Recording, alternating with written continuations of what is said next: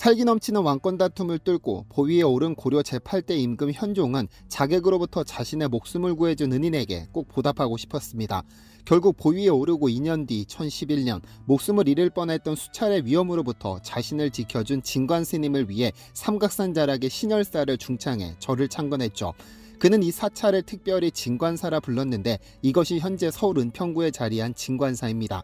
1100년이라는 유구한 세월을 무사히 견뎌낸 진관사는 아쉽게도 6.25 당시 북한군의 폭격으로 폐허가 됐습니다. 하룻밤 사이에 모든 건물이 소실된 것이죠. 그런데 폭격 당시 유일하게 살아남은 건물 3채가 있는데요. 그중 한 건물을 보수하기 위해 벽체를 뜯어냈다가 상상도 못한 보물이 하나 등장했습니다. 안녕하세요, 디스멘터리입니다.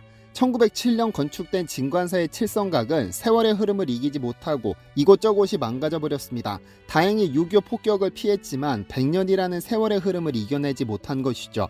그렇게 2009년 5월 칠성각에 대한 해체 보수가 결정됩니다.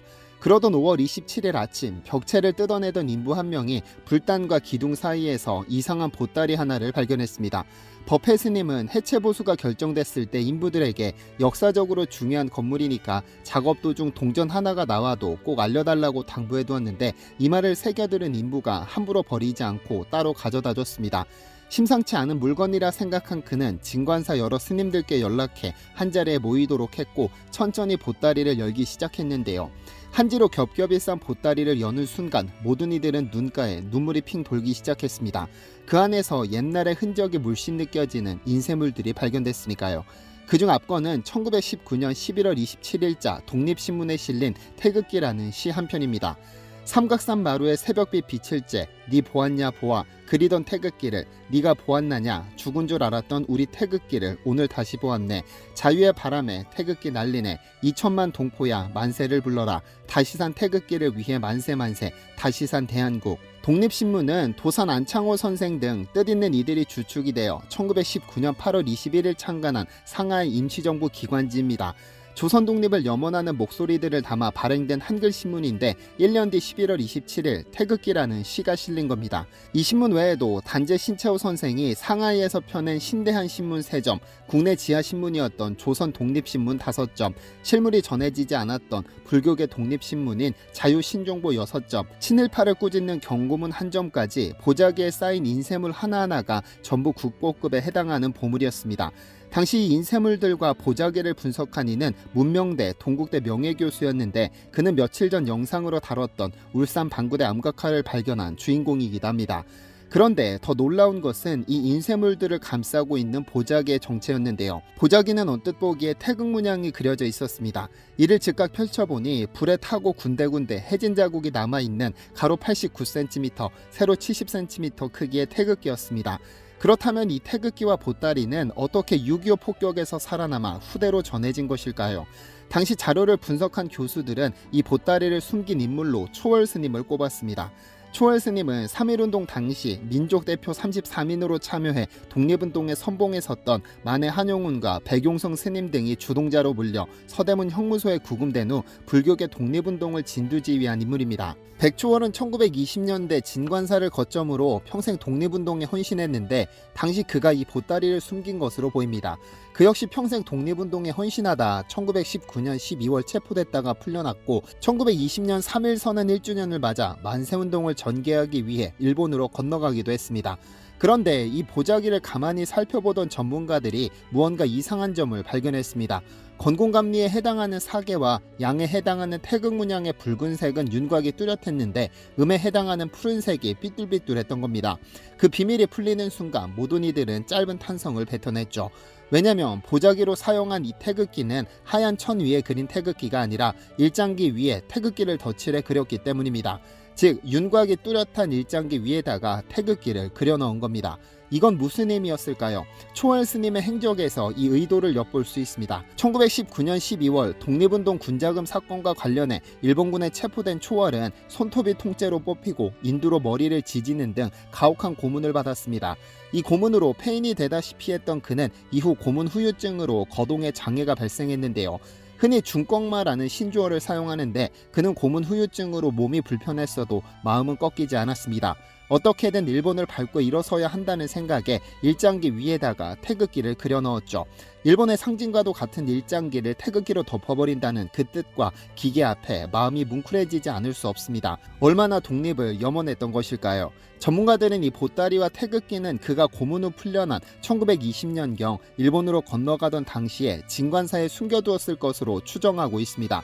동국대 한초로 교수는 진관사 태극기의 형태와 그 역사적 의의라는 논문에서 진관사 태극기에 대해 자세히 분석했는데, 그는 건이 위치한 왼쪽 윗부분의 끝자락은 불에 타서 손상되었고 여러 곳에 구멍이 뚫려 있다는 점을 볼 때 이 태극기는 3.1 독립운동 당시 혹은 그 이후에 현장에서 사용되다가 불에 탔을 가능성이 크다고 여겨진다고 주장합니다. 그의 주장이 사실이라면 이는 1919년 3.1 만세운동에서 실제로 사용된 국보급 태극기로 볼 수 있는데, 실제로 이런 상징성을 인정받아 2021년 10월 25일 진관사 태극기라는 명칭으로 보물 제2142호로 지정됐죠. 언제 들어도 가슴이 뜨거워지는 태극기라는 존재는 언제부터 우리 역사에 등장하게 된 것일까요? 보통 고종의 명을 받아 일본에 가던 박영효가 배 위에서 그린 것으로 알고 있는데, 이것은 사실일까요? 현존하는 가장 오래된 태극기는 1882년에 등장합니다. 그해 5월 22일 조미 수호 통상조약 체결 당시 개양된 태극기인데, 미국의 전권대사를 맡았던 로버트 윌슨 슈펠트는 5월 22일 조미 수호 통상조약을 맺으며 서로 국기를 교환했다고 회상합니다. 이는 미 의회 도서관의 슈펠트 문서 보고서에 나타나 있는데 2017년 이태진 교수가 찾아냈습니다. 그해에는 미 해군성 항해국도 해상 국가들의 국기라는 도감을 펴냈는데, 여기에도 태극기가 등장하는데요. 49개 국가의 국기와 선기, 삼각기, 문장, 대통령기, 신호기 등 154점의 도안을 담고 있는데, 그중 9페이지에 한국이라는 이름으로 태극기가 등장합니다. 그런데 한국에 존재하지 않았던 국기라는 존재의 필요성을 절감한 것은 그보다 앞선 1870년대 중반입니다. 1875년 운요 사건이 빌미가 됐죠. 미국의 도움을 받아 스스로 근대화를 이뤘다 생각한 일본은 대륙 진출을 위해 조선을 선택하고 조금씩 간을 보고 있었습니다. 그러던 1875년 9월 중순 이노우에 요시카는 군함 운요호를 타고 강화도에 도착했는데, 당시 강화도를 지키던 조선 수군이 이를 가만히 두고 볼 리는 없었습니다. 결국 교전이 발생하죠. 이 사건 후 일본과 테이블에 앉게 된 조선 정부는 해괴망측한 말을 듣게 됩니다.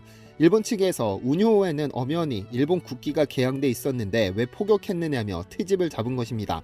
당시 조선에서는 국기라는 개념 자체가 없어 이 말을 이해하지 못했지만 이제 조금씩 알게 됐습니다.